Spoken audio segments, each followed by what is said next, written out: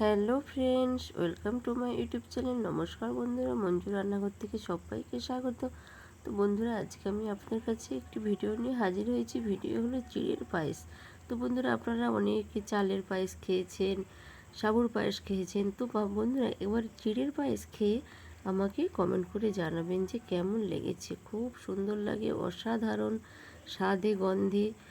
তো বন্ধুরা, আমার পুরো ভিডিওটি দেখবেন, মাঝখানে স্কিপ করবেন না।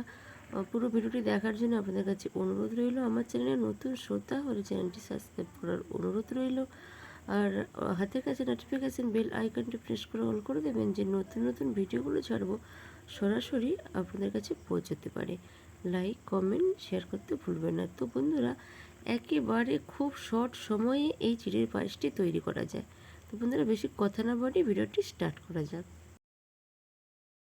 কড়াই বসিয়ে দিয়েছি, কড়াইতে আমি একটু ঘি দিয়ে দিয়েছি বন্ধুরা। এবার আমি দিয়ে দিচ্ছি এই কাপের 1 কাপ আমি গরুর লিকুইড দুধ।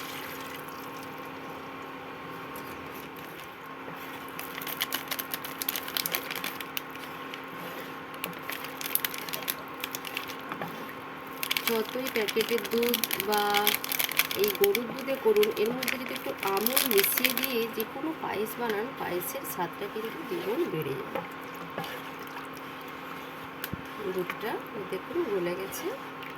এবার আমি চিড়েটা রেডি করে নেব। দুধটা ওখানে ফুটছে, এবার আমি চিড়েটা রেডি করে নেব। দেখুন বন্ধুরা, আমি সেই পাতলা চিড়েটা নিয়েছি বলে এটা বেশিক্ষণ সেদ্ধ হতেও সময় লাগবে না।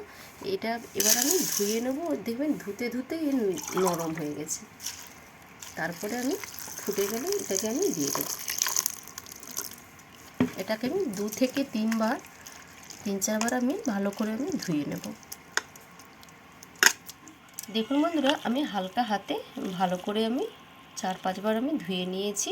শক্ত চিড়ে হলে তখন ঘষে ঘষে চটকে চটকে ধোবেন। তো এটা একেবারে নরম, তো চটকালে কিন্তু সব এবারে এখানেই চটকে যাবে।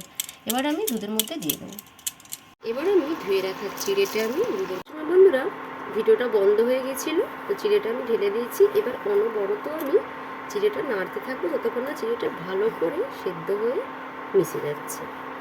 অনবরত কিন্তু নাড়তে হবে, কোনোভাবে যেন না লেগে যায়। দেখুন বন্ধুরা, চিড়ে কিন্তু সেদ্ধ হয়ে গেছে খুব সুন্দরভাবে। খুব কম সময়ে কিন্তু এই চিড়ের পায়েসটা হয়ে গেল। তো আপনারা যদি পায়েস করেন না, সেই পাতলা চিড়েটা নেবেন, খুব দেখবেন খুব তাড়াতাড়ি হয়ে যাবে। এই যে আমি দিয়ে দিলাম 3টে এলাচকে আমি মুখ ফাটিয়ে রেখেছিলাম, সেই এলাচ 3টেকে দিয়ে দিলাম, আর দিয়ে দিলাম 2টো তেজপাতা। এবার যখন সেদ্ধ হয়ে গেছে, এবার আমি দিয়ে দিচ্ছি পরিমাণ মতো চিনি।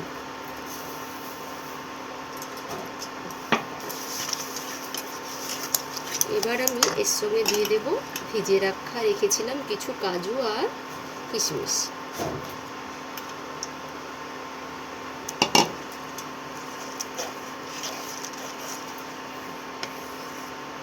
চিড়েটা দিয়েছি, দেখো চিনিটা দেওয়ার পর দেখুন চিড়েটা একটু পায়েসটা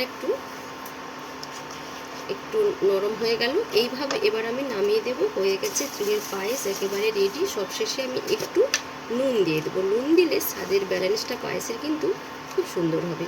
এবার আমি দিয়ে দিলাম অল্প 1 চিমটি নুন।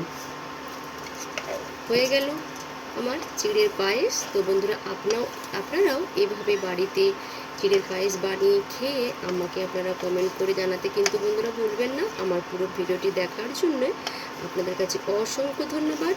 আবার নতুন ভিডিও নিয়ে আপনাদের কাছে হাজির হব। ভালো থাকুন, সুস্থ থাকুন, টাটা।